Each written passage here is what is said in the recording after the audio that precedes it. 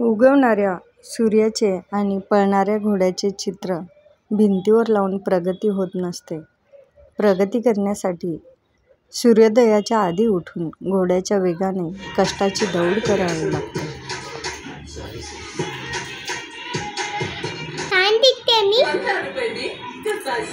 छान दिसते. तीन ड्रेस घालते. दोन घातले. बघू दे, दाखव. उभा रहा.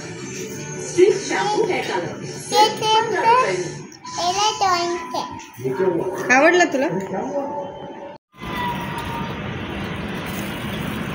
पाणी संपलंय वाटतं त्यातलं. मुळांना पण आहे ना असं स्प्रेनी द्यायचं, मातीचे घटक किती धूळ बसते माझ्या याच्या पाणी.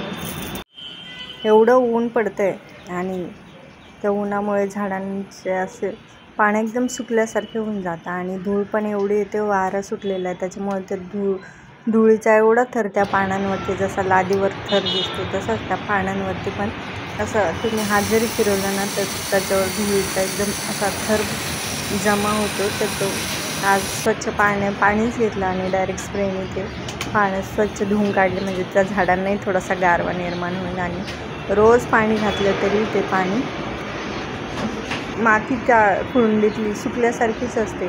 रोज चिमण्या सकाळी 6 वाजल्यापासून खिडक्या उघड्या असल्या तर एवढ्या घरात चिमण्या येतात, तर त्यांना उन्हाळ्यात मी ते पाणी पण भरून ठेवलेलं आहे. आणि मस्तपैकी आजचा बेत हा कढी, भजे आणि मिरचीचेही भजे बनवले होते.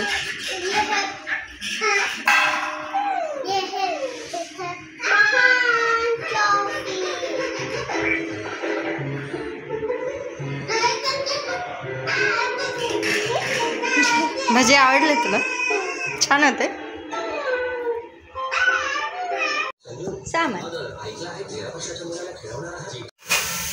आज अक्षूला काय वेगळाच मूड आलेला होता. मी पण थोडी मदत करते म्हटलं ठीक आहे, चालेल. सुट्टी असली की सारखं ते TV पुढे बसतात. TV बघून दुसऱ्यांना काय बघायला काही चान्सच देत नाही. तर आज काय मूड आला काय माहिती. म्हटलं ठीक आहे, चल तू भांडे लाव, तोपर्यंत मी किचन आवरून घेते. तर तिने मस्तपैकी कप जिथल्या तिथे, कप जिथे ठेवतात तिथे, चमचे जिथे असतात तिथे बरोबर तिने त्या वस्तू एकदम व्यवस्थित ठेवून दिल्या. आणि नंतर मग काय मूड आला की मग एवढं काम करावं असं वाटतं की हे करू की ते करू. मम्मी तू काहीच नको करू, मम्मी मीच करते. झाडून मी घेते, भांडे मी घासते. दिवसभर मग कामाचाच मूड चालू राहतो. मी हे करते, मी ते करते, चालूच असतं. मस्तपैकी भांडे लावले. मग मी तोपर्यंत किचन आवरून घेतलं. किचनमध्ये भांडे पण पडले होते जेवणाचे.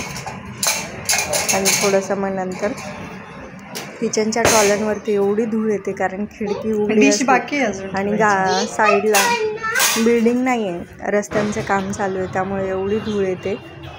आणि वाराही एवढा सुटलेला आहे. सकाळी उठलं ना तर एकदम असा फरशीवरती धुळीचे असे कणकण जमा होते. असा हात जरी फिरवला ना तरी या बोटावरती असा थर बसतो. तसंच त्या ट्रॉलींवरती पण एवढा थर बसतो ना की थोडं जरी पाणी पडलं की लगेच त्याच्यावरती डाग दिसून येतात. आणि मग ते डाग दिसले की मग ते किचन किती आवरलेलं असलं ना तरी ते स्वच्छ दिसत नाही. तर म्हटलं चला, आज आता होळी पण आलेली जवळ, तर एका दिवसात काय सगळे काही कामं होत नाही.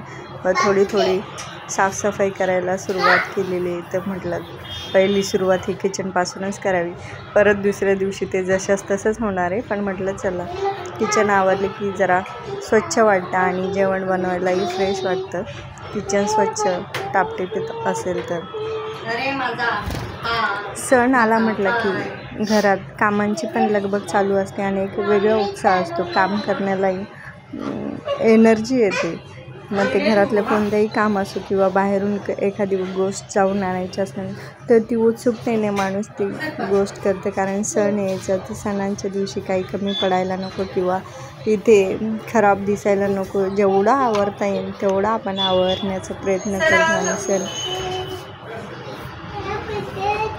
ॲक्रेलिकचं जर फर्निचर असेल तर पुसायला एकदम इझी जातं, कारण वरच्या साईडला त्याला काच असते आणि तेलकट डाग जरी असला तरी साबण थोडंसं लावलं तरी इझिली पटकन निघून जातं. तसं दुसऱ्या फर्निचरमध्ये काय होतं, कपड्याचे स्क्रॅच पडतं आणि पुसल्याही जात नाही. थोडंफार पाणी वगैरे लागलं तर ते फर्निचर लगेच फुगलं जातं.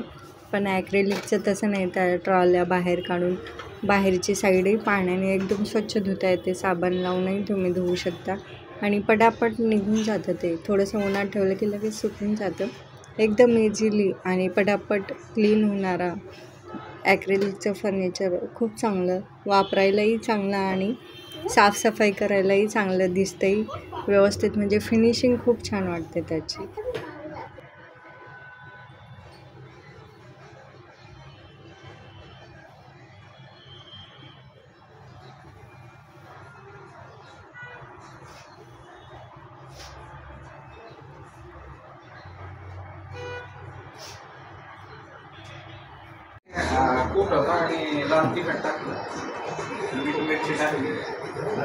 जमला का बेत पण?